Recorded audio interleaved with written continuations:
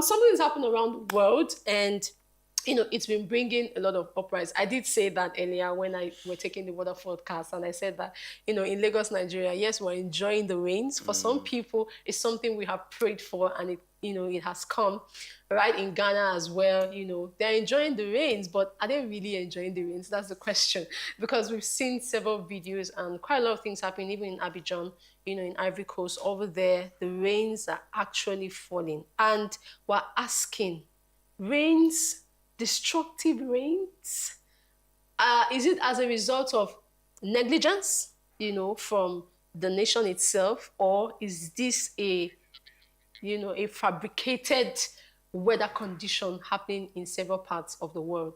Well, all of that, let's see this video, and then when we come back, we'll do talk more. Stay tuned.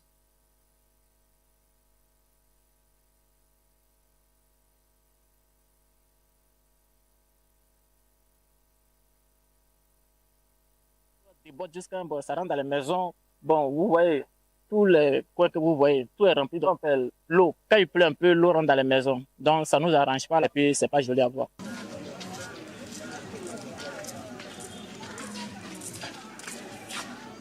Même il y a certaines personnes de la mairie qui sont au courant de ça. Ce que nous demandons au gouvernement, c'est seulement il faut qu'ils essaient de voir notre cas de ce secteur-là.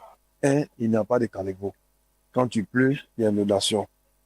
Même période de l'école, les enfants ne peuvent même pas traverser. Ils sont obligés de rentrer dans le secteur, passer dans les couloirs pour atteindre l'école qui est juste là. S'il y a eu des caniveaux au bord, sincèrement, s'il pleut, forcément l'eau va partir. Mais sans ça, il n'y a pas de solution. C'est dommage, mais nos quartiers sont jonchés par les saletés. Mais il y a aussi de sensibiliser les populations par rapport aux déchets durs qu'ils jettent dans les rues, ça et là.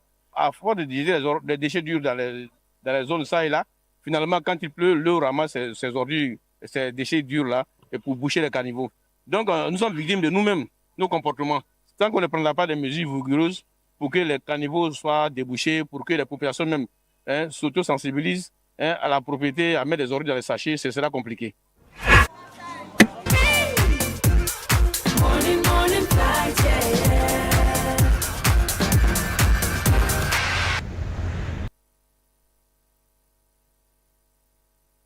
All right, you did see that all the way from Ivory Coast, Abidjan. And while we're watching that video, of course, we did have a call. Please do try to call back. Someone calling us from Ghana. Please do try to call back. We want to hear what is happening in Ghana. I saw a video of how, my goodness. And, I just had to say a little prayer, like, God protect the people of Ghana, because the flood is just something else. And that's why I said, is it an issue of negligence from the government or the people? Quite a lot of factors really to put together for this kind of situations happening at the same time and different regions. I'm not even talking about the one that happened in Lagos. No, charity begins at home. I saw children really. I want to start from Lagos. Lagos. The one in Lagos, funny, I saw the children being carried from submerged houses is something. Oh dear, but it too. Let's talk about Ghana first. I know we'll come back. Crystal, let's talk about Ghana. What's happening in Ghana and with the flood? No, let me. I saw those pictures and I've not really taken our time to look at. This is Ghana. I've not done an in-depth. The aftermath. If you're watching what's on the screen, I've not done an in-depth research on that Ghana issue, but if you can see from the screen, part of the reasons is what you are seeing now.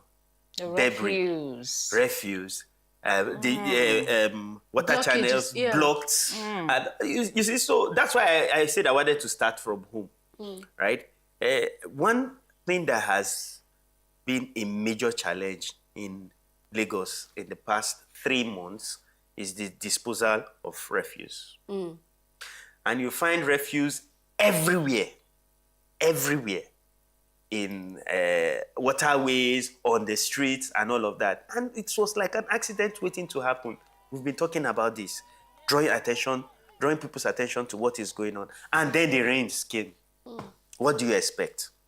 There's something, our man of God told us about 3 things: water, fire, and the mob. And the mob. You get, water will always look for where to flow. It will always, no matter how hard you try. And when it becomes a flood, it's destructive. Yes, it becomes destructive. There were questions as to like I will use Nigeria as a case. Yeah. There is a place in Lagos called Ologolo, right? It's now becoming very, very, very popular for flooding. And it's partly because of the new coastal roads, which have blocked channels of water from flowing. So that place is perennially flooded, even before the incident of the past 2 days. So you see, man's activities, man's actions and inactions are more responsible for these devastating effects than whatever they are trying to propagate. Because I'm telling you, the so-called globalists who want to cash in and tell you that this is the effect of climate change. No, that nothing could be more rubbish than that.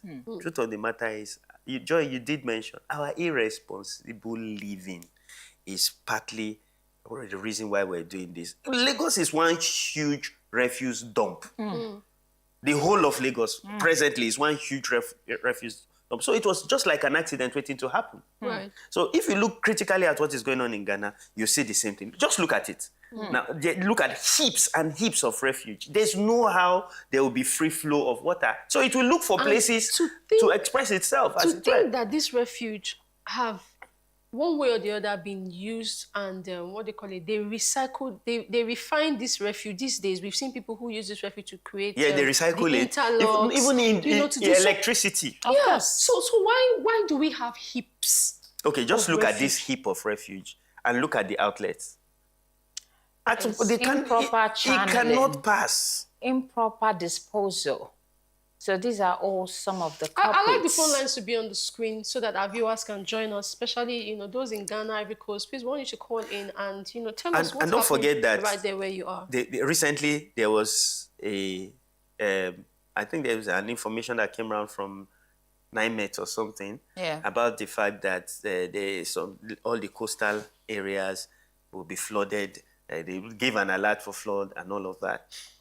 It's just sad that we're not rising to our responsibility. Okay, because every time on Morning Flight, every year, we're always talking about this flood incident. So what happens with the early warning? You just talked about NIMET informing ahead. So what about taking actions before? Being proactive. Exactly. We're always reactive. Why? We keep talking about this consistently, and yet no action is being taken. For the records, right? In my locality, we've not had the relevant body that that come to dispose of refuse. We've not had them in over 10 weeks. So you can think about it. Everywhere, just look around you. Travel around the city. I saw something on social media, and I thought it was really apt as regards this flooding. Someone said, now that everywhere looks like, some parts of Lagos look like it's flooded and blocked, what he expects to see is drainage response team, like working immediately, working in a real time to clear blocked drains, remove debris, open drainage channels. Every minute matters during this flash flood. And I thought, I don't think we had that kind of response.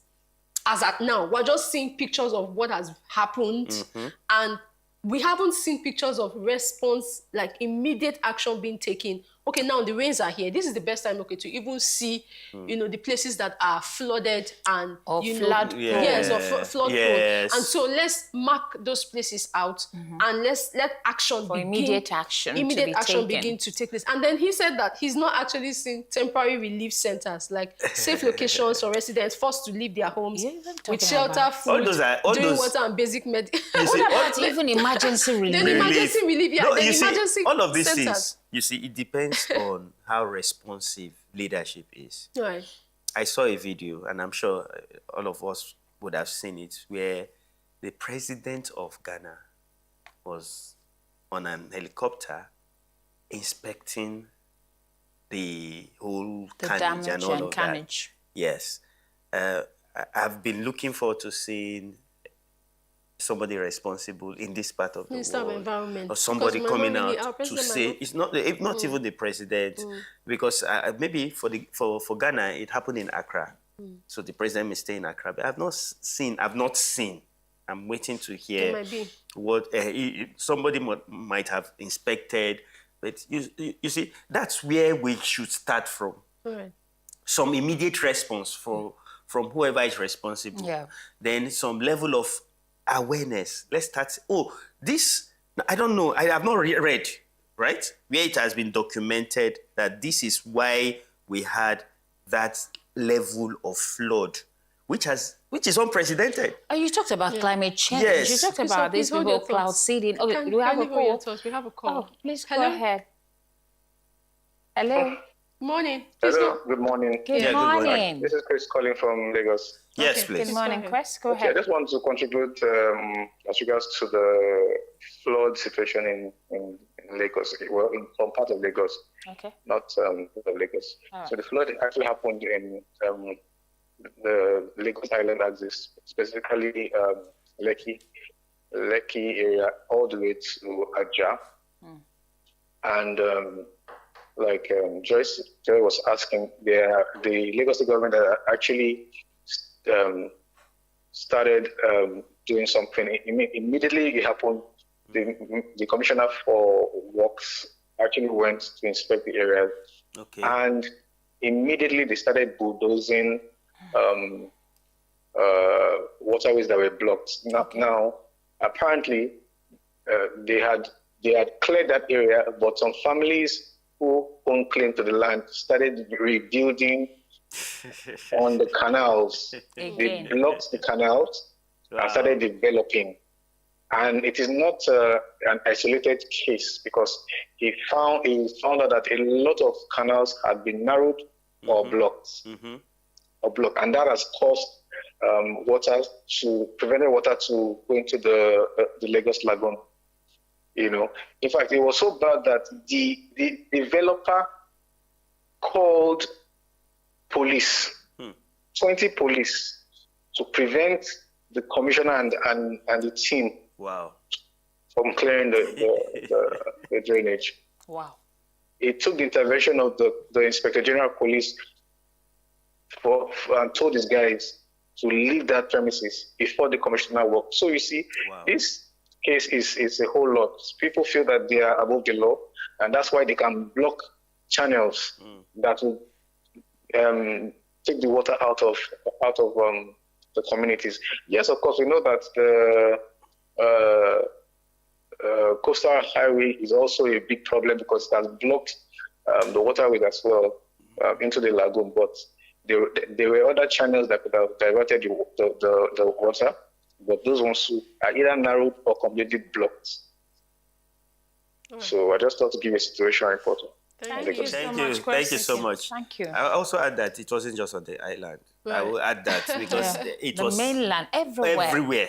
Not just the island. Maybe on the island, the impact was small, but buildings were submerged on the mainland. Oh, yes. Yeah. So and the wind that came with it was pretty much destructive, because it affected roofs, and then places that hitherto weren't getting flooded before now all got flooded. Yes. In fact, we went back to our church later in the evening to participate in the prayer, and then everywhere filled with water, even into the pastor's office. We kept bailing water from 4 p.m. to 7 p.m. Think about it. just imagine. Out to the streets pouring. Oh my, it was something.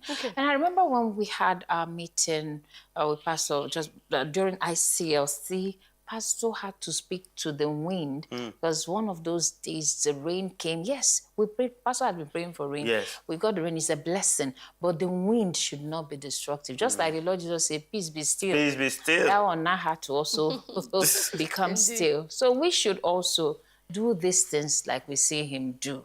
When we are saying that it's becoming too destructive because of the climate change, we know those behind these things. So we have to make certain that it doesn't destroy our people or destroy our land. Yes, definitely.